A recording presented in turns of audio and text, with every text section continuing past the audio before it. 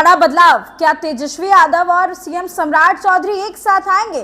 क्या तेजस्वी यादव की बात मानेंगे सम्राट चौधरी? आइए हम आपको बताते हैं क्या है खबर। नमस्कार, आप देख रहे हैं देशवा न्यूज, मैं हूं आपके साथ वैष्णवी। देखिए, बड़ी खबर निकल के सामने आ रही है। सुबह सुबह नेता प्रतिपक्ष तेजस्वी यादव ने सीएम सम्राट को एक पत्र लिख दिया है और ऐसे में चर्चा तेज हो रही है कि क्या तेजस्वी यादव की सीएम सम्राट चौधरी बात मानेंगे? क्या इस मुद्दे पर दोनों साथ आ जाएंगे? क्या एक राय रखेंगे? दरअसल आपको बता दें कि नेता प्रतिपक्ष तेजस्वी यादव ने मुख्यमंत्री सम्राट चौधरी से 8 बड़ी मांगे की हैं। शिक्षकों की पोस्टिंग को लेकर के ये बड़ी मांग की गई है। तेजस्वी यादव काफी गुस्से में है और गुस्से में उन्होंने कई सारी शिकायतें कर डाली हैं। आखिर उन्होंने क्या लिखा है पत्र में, वो हम आपको बताते हैं। देखिए, उन्होंने लिखा है कि बिहार में शिक्षकों के स्थानांतरण यानी कि ट्रांसफर की वर्तमान प्रक्रिया को लेकर के लगातार शिकायतें मिल रही हैं। विशेष रूप से उर्दू, अरबी, फारसी विषय के शिक्षकों के साथ हो रहे कथित भेदभावपूर्ण और नियमाविरुद्ध व्यवहार से शिक्षकों में व्यापक असंतोष व्याप्त है। यह गंभीर विषय है कि अनेक विद्यालयों में उर्दू, अरबी, फारसी के एकमात्र शिक्षक को भी सरप्लस घोषित कर ट्रांसफर सूची में शामिल कर लिया गया है। यदि किसी विद्यालय में किसी विषय का केवल एक ही शिक्षक उपलब्ध हो तो उसे भी सरप्लस मानकर ट्रांसफर कर उस विद्यालय से संबंधित विषय के अध्यापन को समाप्त करने के समान है।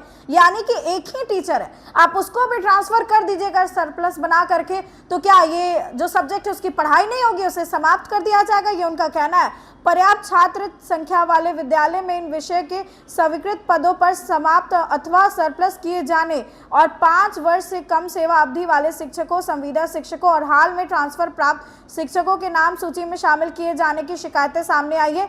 यह मात्र प्रशासनिक त्रुटि नहीं बल्कि पूरे ट्रांसफर पोस्टिंग की प्रक्रिया की पारदर्शिता और निष्पक्षता पर गंभीर प्रश्न चिन्ह है। उन्होंने कहा है कि संस्कृत के साथ साथ उर्दू भी भारत की मिट्टी में विकसित हुई है। हमारी साझा संस्कृति विरासत की भाषा है। दोनों भाषाओं के साथ समानता और सम्मान का व्यवहार सरकार की जिम्मेदारी है। आवश्यक है कि सरकार उर्दू, संस्कृत दोनों विषयों को समान शैक्षणिक महत्व देते हुए प्रत्येक सरकारी विद्यालय में इन विषयों के शिक्षकों की उपलब्धता सुनिश्चित करने की दिशा में ठोस निर्णय ले।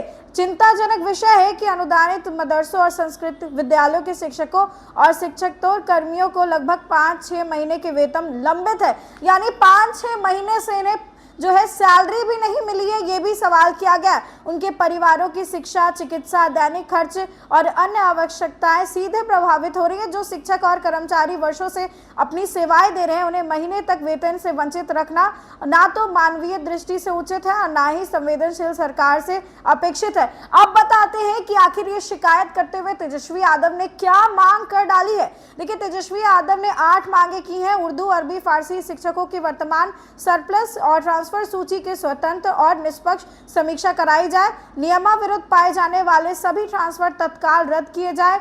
विद्यालयों में कार्यरत एकमात्र विषय शिक्षक को सरप्लस घोषित करने की प्रक्रिया तत्काल रोकी जाए। उर्दू, अरबी, फारसी के स्वीकृत पदों को समाप्त ना किया जाए।